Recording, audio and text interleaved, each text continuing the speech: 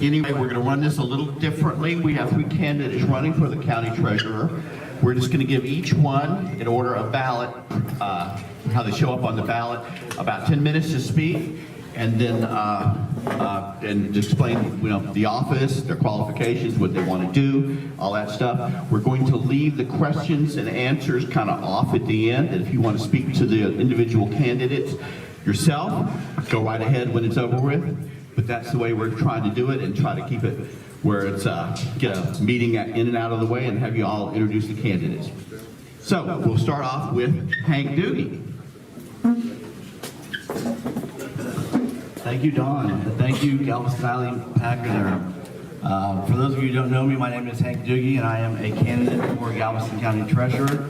I am the only candidate that is willing to work with state, county, local elected officials and citizens to eliminate the office once and for all and realize the savings of more than $500,000 a year for you, the Galveston County taxpayer. Before I get more into the why, the when, the how, I do want to share a little bit about who I am as a person, especially for those folks who may not have had the chance to meet me before. I'm the oldest of 8 siblings, born and raised here in Galveston County. I contribute a lot of my characteristics, personalities, my view on life to the people that I grew up around here in Galveston County. I love life. I think that Galveston County is the greatest place in the world to live, work, and play, and it's that way because of the great people that live here and make it so. So, grew up in League City, Texas, attended school in CCISD, graduated from Clear Creek High School before going off to the University of Texas at Austin. Do we have any Longhorns in the crowd? A couple Longhorns. Do we have any Aggies in the crowd? A couple Aggies, wonderful. Texas has some great schools. I was fortunate enough to receive a full ride scholarship to go to UT, where I earned a degree in economics. While at UT, I got my real estate license, started practicing real estate, came back to Galveston County, where I started a family business. I'm an owner and the CEO of the largest locally owned lawn care and landscaping company in the area. It's something that I'm proud of. It's something that I'm proud that I did with my family. And I also still practice real estate. Since I've been back here in Galveston County, I've been an active community member. My parents raised all of us to give back, to pitch in. We're only as good as the service we're wanting to give to other people. So I've kind of lived my life by that motto. As a 26-year-old, I got elected to League City Council. When I joined council, we didn't have a lot of great policies and procedures in place. We were only finishing about 40% of our capital improvement project list each year. Today, I'm proud to say that we're completing about 90% of our list each year, and that list is tripled in the time I've been there. So we're investing in the projects that are important to people, and we're getting the projects done on time and on budget. And I think that's directly attributed to the fact that we put policies and procedures in place to make it happen, to measure what we are doing as an organization, and then to follow up on it each year. So I'm also active in my church. I attend Bay Harbor United Methodist Church. For the last 8 years, I've been the junior high Sunday school teacher. Each summer, I go on mission trips both here in Texas and abroad, trying to share the love of Jesus with people who desperately need it. I am a board member for Anchor Point Pro-Life Pregnancy Center and Family Counseling. I'm also on the League City Regional Chamber of Commerce Board, as well as a number of other civic clubs. So needless to say, as you can kind of tell from my involvement, when I'm passionate about a cause, I just can't help but get involved and try to make a difference. So that's kind of what leads me here today as a candidate for this office. I think that there is a better way for us to do government in Galveston County. And I think the only way that we, Galveston County citizens, will get that opportunity is if we have an advocate, such as myself, in the office, fighting to save money and to make your tax dollars safer. So before I go any further and tell you more about the why, I do want you to know this campaign, my message, is not just a Hank Dugie harebrained idea. This is an idea that is supported by more than 40 local conservative leaders, Republican, groups, and law enforcement. This is a message that is not just, Hank Dugie trying to change things for the sake of change. This is a message that is being carried by people that we know and love and respect. Representative Mays Middleton, Senator Brandon Creighton were the ones who filed the bill last legislative session on behalf of the unanimous commissioners' court here in Galveston County to put the issue of abolishing the office on a ballot once and for all for citizens to decide the question. I'm proud of the work that Mays and Senator Creighton did. I'm proud of the work that the Commissioners Court does. And I agree with them that there is a better way to do government. I think that, as I said before, taxpayers here in Galveston County deserve the right to shrink their government and save money. And if shrinking the government, eliminating an office, saving taxpayer funds isn't a conservative cause, then I don't know what it is. How is the question that I receive a lot. How will we eliminate this office and still continue to function at a high level? Well, we have multiple offices within the county currently, including the county auditor and the county finance department, which is under the professional services department, with a CFO, who both interact with and maintain county finances. We have multiple checks and balances already outside of the treasurer's office. A part-time elected official does not make our tax dollars safer, and I think having 4 different layers interacting with our money actually makes our tax dollars less safe, as we saw 3 years ago when the county was scammed out of more than $500,000. And I know many in this room, and I'm sure Mr. Walsh himself will say, that it wasn't the treasurer's fault.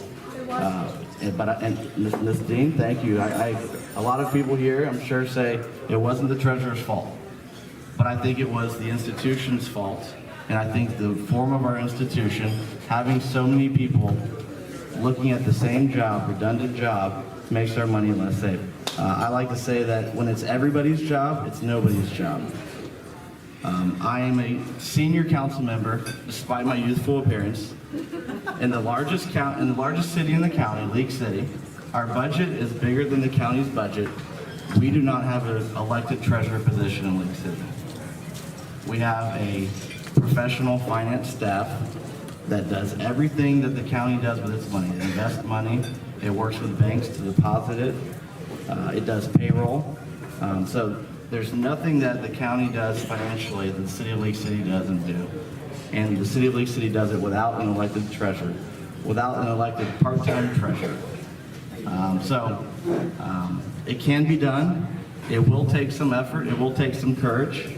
I'm willing to lead the charge with the more than 40 other conservative elected officials who are supporting the cause to get this done. Procedurally, it's been done 9 other times in the state of Texas. 9 other counties have eliminated their county treasurer.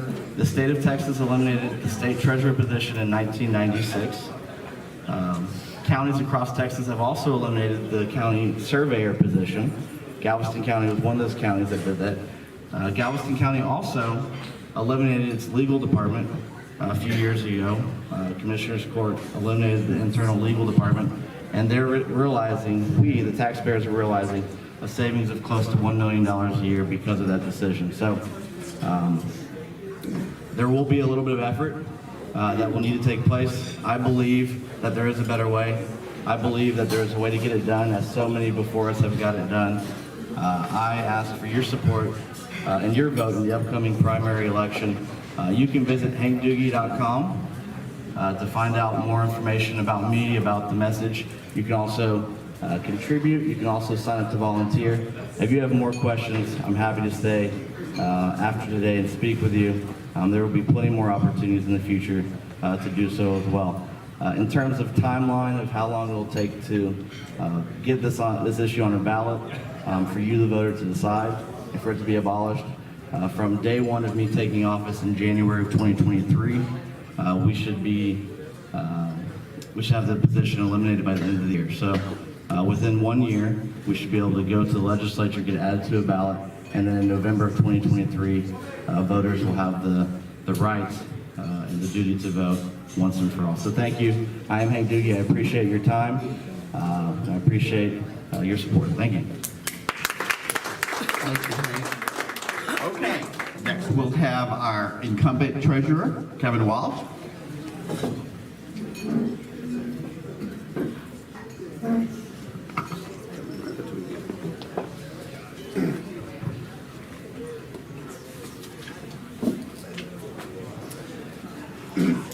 Good afternoon, everybody. Can you hear me? My name is Kevin Walsh. I am your county treasurer. I have been your county treasurer since January 1, 2003. It has been my pleasure to serve as your county treasurer and to bring modern day efficiencies to the treasurer's office. A lot of things that have been said by my opponents, or will be said, are simply not true. The entirety. First of all, let's talk about why we have a county treasurer. Kevin, can you speak up? Yeah, we can hear you back there. Better? So, we have a county treasurer because it is a constitutional office. There are 254 counties in the state of Texas. 245 of them have county treasurers. Mr. Dugie likes to use the term that 9 have been eliminated, 9 have not been eliminated, only several have been eliminated, several have never had a county treasurer. It is simply a lie. 245 counties have an elected county treasurer in the state of Texas. In addition, there are specific duties that are in the Constitution of the state of Texas which are specified that only the county treasurer or a person appointed to be the duties of the county treasurer can do. Cities run fundamentally different than the way counties work. You can do a lot of things as a city that you cannot do as a county. My background is being a certified public accountant. I've been a CPA since 1993, 95, I forget when I became one, and have worked since then. The skills I bring and what we've done inside the county is so important. The very first thing when I got elected, the very first thing they made me do was sign my name on a bunch of pieces of white paper. And I asked the ladies who worked in the office, why do I have to sign this white paper? They said, because we need to make stamps to stamp your name on every check that we write. And I said, why are we stamping my name on every check? They said, well, because you can't sign thousands of checks. I said, it's true. But this is what was going on back in 2003. And so I immediately got a software program that could write checks within the first year or so. And we then started printing checks off with signatures pre-printed on them and with security backgrounds on the checks, and so you could fold them and seal them and mail them. And so it was such a simple thing, but it hadn't been done. In addition, back in that point in time, there were multiple lawsuits between the old county treasurer, Mr. Burks, the county auditor, Mr. Lowick, and county commissioners court. They were all suing each other because one said one wasn't doing their job, the other said they weren't doing their job, the other said they weren't doing their job. It cost us probably about $1 billion. I settled the lawsuits with the attorney that was representing Mr. Burks, and then all the other ones went away. We got Judge Kerry Neves, who y'all probably know. He was my attorney at that point in time, and he helped settle all these lawsuits. So we cleared all that up and pushed forward as county treasurer. Now, one of the things that the county treasurer has multiple jobs. The first core job is payroll. In the county, we have over 1,300 employees. Every 2 weeks, 1,300 employees are paid by the county treasurer. We have implemented a timekeeping system over the past 4 years that for the first time, you are paid on what you actually work, not by a default pay system.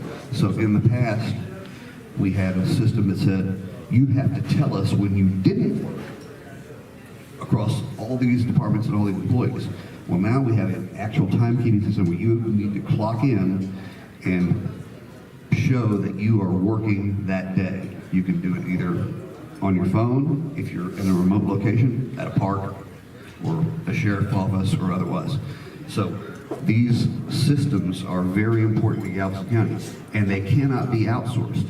They're talking about outsourcing payroll, but you still need the employees inside the system, the county treasurer's office, to handle all of that data that comes in from all of these 34 departments across the county. It is extremely important. So when you say you can save money by outsourcing payroll, you're actually spending more money by outsourcing payroll, because we already have a system inside the county, which is our internal software systems, that handle payroll. So in addition to payroll every 2 weeks, and of course that includes paying all benefits to employees, paying the benefits out to the state of Texas so they can be handled, your 401k, your 403b, your 487 plans, all your medical plans. We also handle jury pay. So every juror who gets paid, we get data from the district clerk's office, and they are paid approximately $1,000 a month, give or take. Now, of course, during COVID, a lot less so, but in the past, that's the way it works. In addition to that, Ms. Johnson's office, our tax assessor, she sends us a data file that we pay tax refunds. So every tax refund that's paid is paid through the treasurer's office. In addition to that, we handle, I have 6 total employees. 2 handle payroll, 3 handle the accounting system, and 1 is the assistant treasurer who supervises most of the thing and knows all of the processes. So the 3 that handle the accounts receivable, every court, every JP, when you get a ticket, you're fined, and when you pay a fine to the state or to the county, that's not our money. It needs to be accounted for properly. And so you might have a $200 fine, but it's not just $200 for one thing. There's a court fee, and if it's a DWI fee, there's all the different fees that make up the $200, and they have to be accounted for. And so so my people, the money gets deposited into the account, and then my staff reviews all that, accounts for it, and then we remit that to the state on a monthly or quarterly basis, depending on what the structure is. So those offices, those duties also cannot be outsourced. There is no one else in the county. There are no other employees in the county that do this job or that do these jobs. As a matter of fact, well, except for maybe today, there is nobody in the county budget and finance office. They fired and let go everyone back in September of 2021. So there is no other office, there is no one in the finance office to handle any of these aspects. And they have never handled any of these duties. They don't know payroll. Only my people know the payroll system. They don't know the accounting system. They don't do any of that. The budget office simply does the budget. That's all they do, or did, when there was people there. Today, at a special commissioners court meeting, they're talking about hiring a new budget person. I don't know that they did, and I don't know what they're going to be paid. But the last budget person was paid approximately 40% more than I am. So it makes, and they don't handle any of the aspects of what our office handles. In addition, probably the next most important duty of the Treasurer's Office is to handle the investments of the county. We are the banker for the county. We handle after the tax office collects money, they remit it to the treasurer. The treasurer's office is responsible for banking that money and then paying the bills as they have been properly submitted to the auditor's office and then voted on by commissioner's court.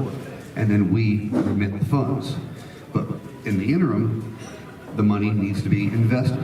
Now, people use the term investment very broadly.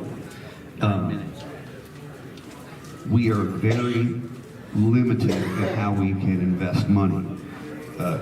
County law or state law versus and then our county investment policy. So for instance, state law says you can go out 5 years if you want to risk your money in treasuries or other things. We limit ourselves to no more than 3 years. But we negotiate bank contracts. Bank contracts are negotiated every 4 years approximately, and immediately upon the term of this next office, January 2023, a bank contract will need to be negotiated for the county. Whether or not there is a treasurer or not, somebody has to negotiate that bank contract. And I've negotiated them since 2003. Our most recent bank contract had us earning roughly 1.4% during the first several years through the pandemic. Now, as a result of the pandemic, we had to lower our interest rate because everything went crazy. We all know interest rates go up, yield goes down.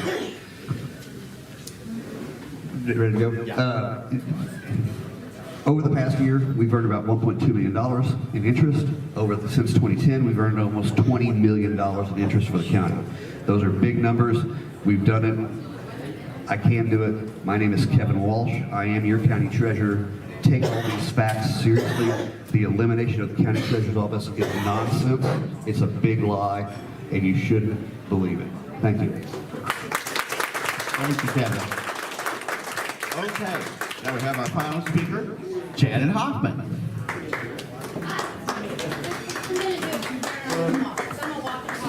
No, I'm a walk and talk Don. Okay. It would really help. It's not, we can't pick it up on I-45 unless it comes through this. Because You can people walk are around. already having trouble without the mic here. That's why it would be Now can hard. y'all hear me? You can move around, just not to the far ends of the room. Can everyone hear me? Great, thank you. Hi, I'm Janet Hoffman. I'm here to ask for your vote, your support for Galveston County Treasurer. I like questions. I like questions a lot. And recently I've been asked a couple questions which I've been given answers to. But here's the deal. When you ask me a question, I don't let it just go. I'll let it stew for a while, and then I'll think about it and come up with more thoughts on it. So someone asked me, well, they asked me about the newspaper, the Galveston Daily News, and the referendum. And I thought to myself, first the question was, why did they leave my name out? And I thought, well, that's just typical reporting now, isn't it? You know, we're again into this news reporting, so I thought, very interesting they left my name out, and I think they got the referendum wrong too. Because this isn't a referendum about abolishing a position or keeping a position. This is more a referendum about doing a job and not doing a job. It's about being present every day and doing the work and not doing the work. And here's the deal. You can vote for people to continue not to do the work, or you can vote for me. I will show up, I will do the job. And the job is important. There's a lot going on in this office. That's the truth. There's a lot going on in this office. So I have said before, I will guard your money. What does that mean?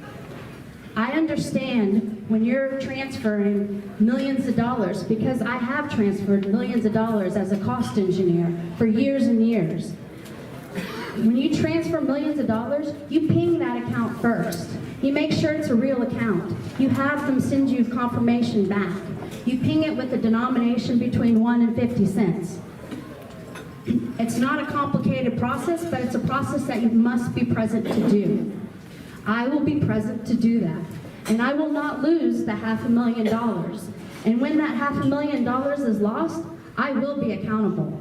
You can come talk to an elected official about losing $500,000, and I will answer for it. That's the truth. I am here to do the work. The other thing we talk about is investing funds. Our investment portfolio for the last, 2018 is when the reports are out there, has not been brilliant. We put $225 million in Prosperity Bank in Houston, Texas. $225 million not earning any interest. Yes, the state does allow us to buy into agencies and other investments. Conservatively, we could conservatively, we can do up to 3%. That is $7.5 million a year. That's how we start to lower our taxes. That's how we bring goods and services to our people, is by being there every day. Is it easy to invest money? No. It is something that you must be present to do. You show up, you invest the money, you watch the money, and then if you're asking, yes, as a cost engineer, I built hundreds of millions of dollars in budgets. And then from there, I built the cash flows around that. So once you build your cash flows around your budgets, then you can understand when you need money and when you don't. And then you can make money available when we go into hurricane season or when we have other areas. So I'm asking you now to think about this. Do you want someone to show up to work and to do the job? I do. In my house, we refer to people, political people, that take a salary and don't do any work as political welfare. Are we going to continue to have political welfare in this county? I think we need someone to work. It's important. Lastly, I was thinking on, where was I?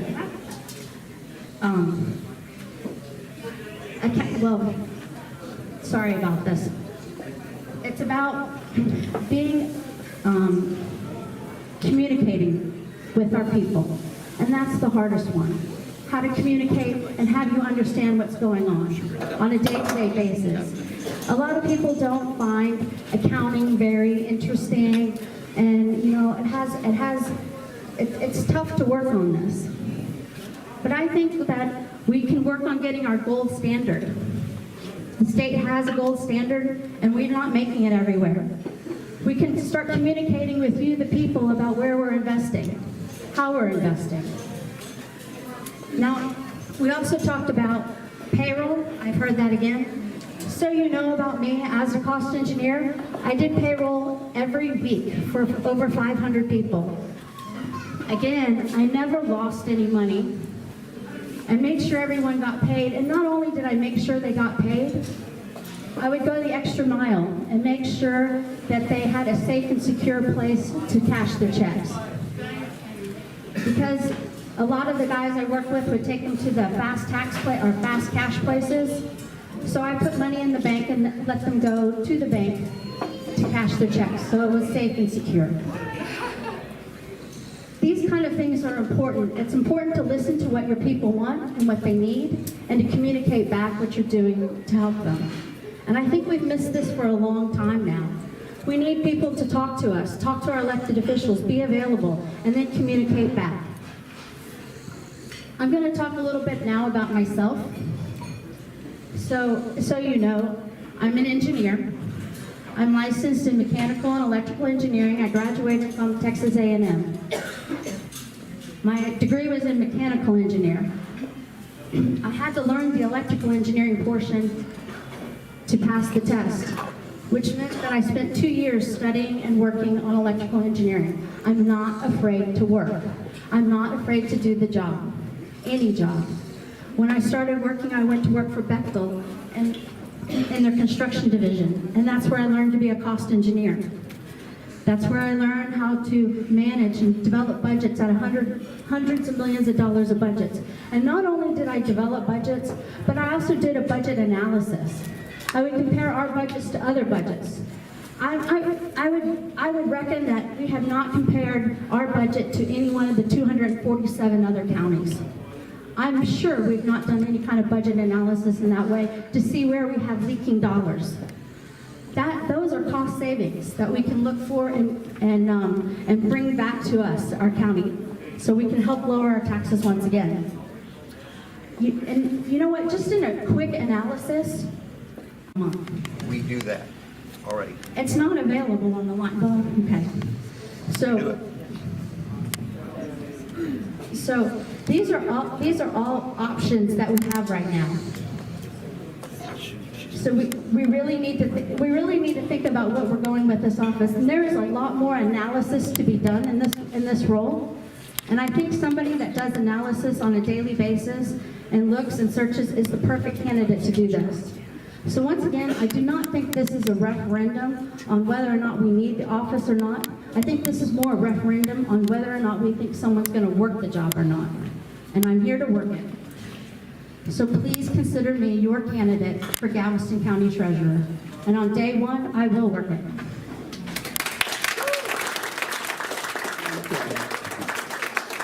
Okay, everyone, you've had a chance to hear the candidates. I think there's three totally diverse views of the job. So hopefully these guys have explained themselves enough where you can make a decision. They're all fine Republican candidates. Yes. So with that,